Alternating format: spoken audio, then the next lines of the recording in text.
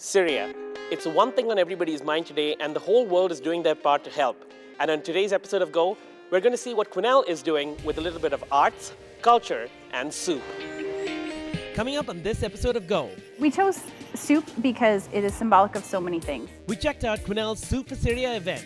We're only a week away from the nomination deadline, and we don't have any nominations yet. And the Observer and the City of Quesnel are still looking for nominations for the Volunteer Citizen of the Year.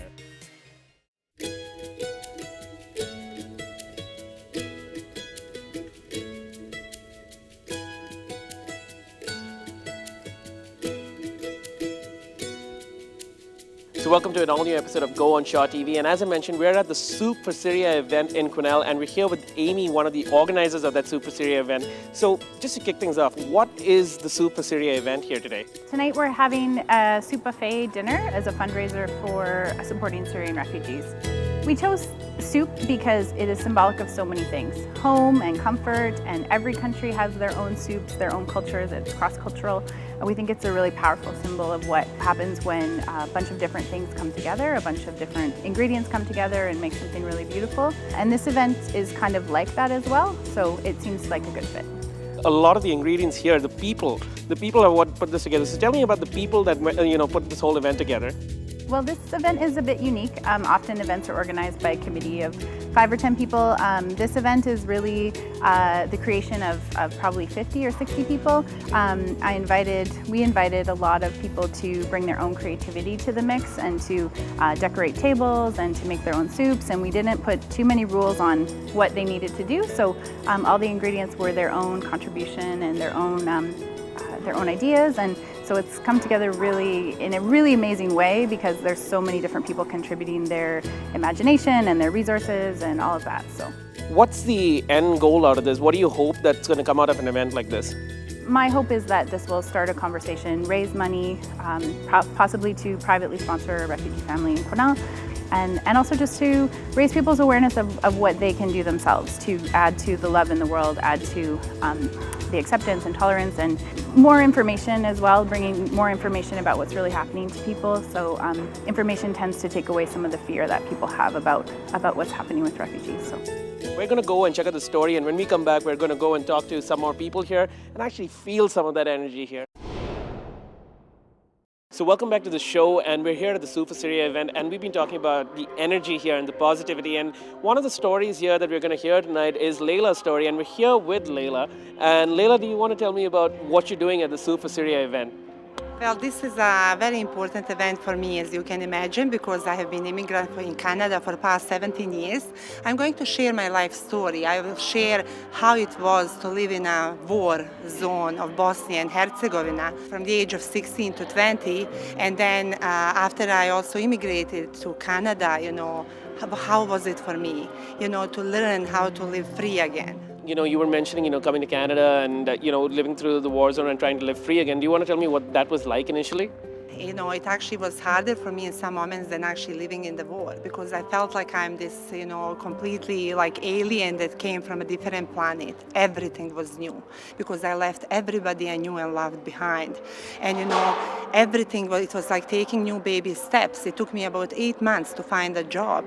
But, it is Quesnel community and people who make this community what is so important in my story, because they are the one who accepted me. They are the one who held my hand when I needed it, who gave me the hug when I needed it, who did everything and went out of their way to make my experience better and easier. Why is it important in today's day and age to have this conversation about, who an immigrant is and what those challenges are like?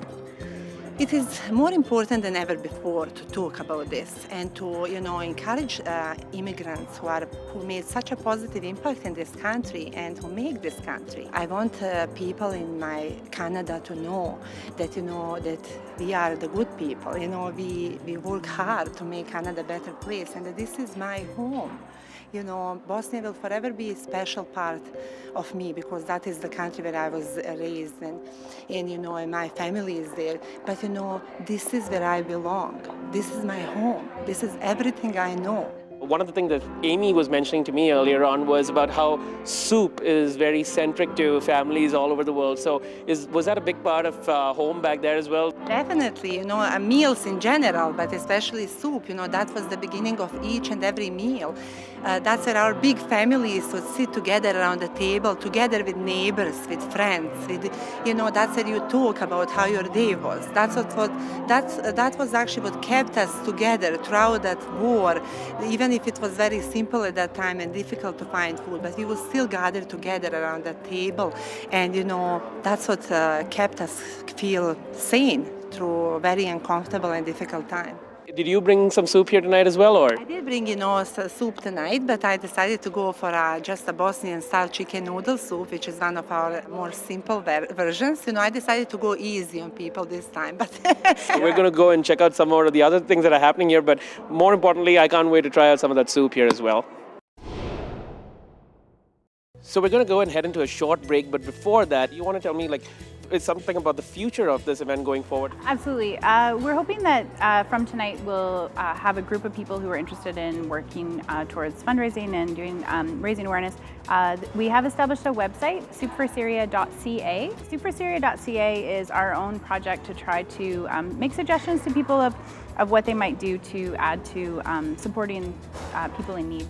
We will be establishing a fund at Integris this week, and people can contribute to that with the goal of supporting a refugee family to come to Quesnel. A lot of people wouldn't think of Quesnel as a resettlement community, so that's cool that you're trying to rebrand it that way as well, hey? Well, there is a lot of people from other countries in our community. We have a very multicultural community, and lots of immigrants have come to Quesnel for all kinds of reasons, and so it's not unusual to think that other people would too. So, okay, we're going to go head into a short break, and when we come back, we'll have more from this amazing event.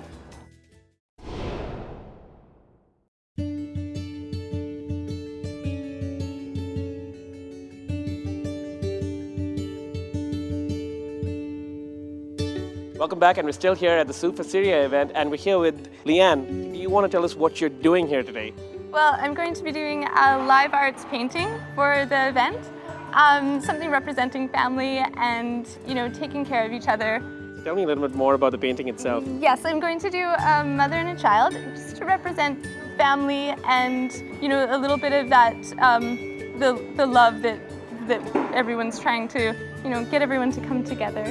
Now, why did you decide to be a part of this event?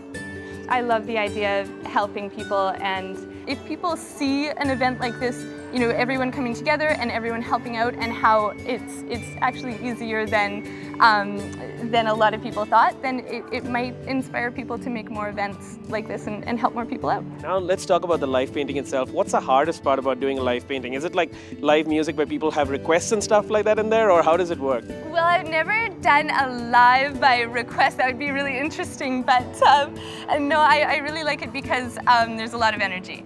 And I think in this event it'll be really great because there's a lot of other things going on, and so the focus won't be completely on me at that time, but it'll still be really fun and a lot of energy. And is this painting for sale once it's done, or how does that work? It's by donation, so it will be in Books and Company, and for another 2 weeks people can come in and put in their donations, and then all of the funds will go to the Soup For Syria event. Very cool. All right, now speaking of all that good energy and the great stuff that's happening here, we're going to go and check out some more of that stuff, but right after the story.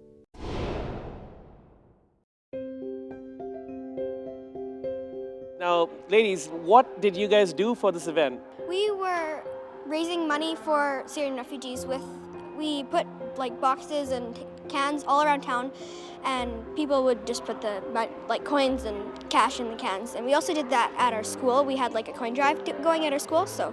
Which school is that? Dragon Lake Elementary. All right, now this sounds like a really creative idea. Do you want to tell me how much money you guys actually raised? We in total raised $1,105.83. Wow, that's a lot. And how did you guys do that? How did it go? Did you find that people actually gave you guys money when you asked them, or was it hard to raise that money at all? We thought that we were gonna get $2 from a couple of kids, but some kids brought $15 or $20, and we were really surprised. And what's all this money going to?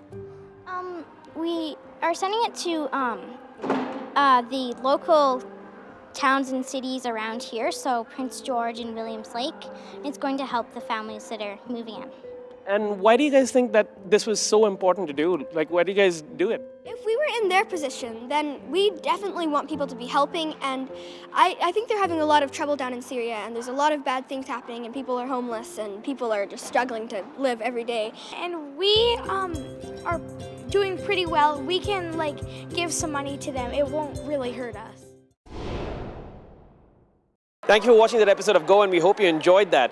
If you want to send me story or show ideas, you can always email me at go_williamslake@shaw.ca or go_Quesnel@shaw.ca. You can also follow us on Instagram as well as Twitter now. For Go on Shaw TV, I'm Anand Chandy.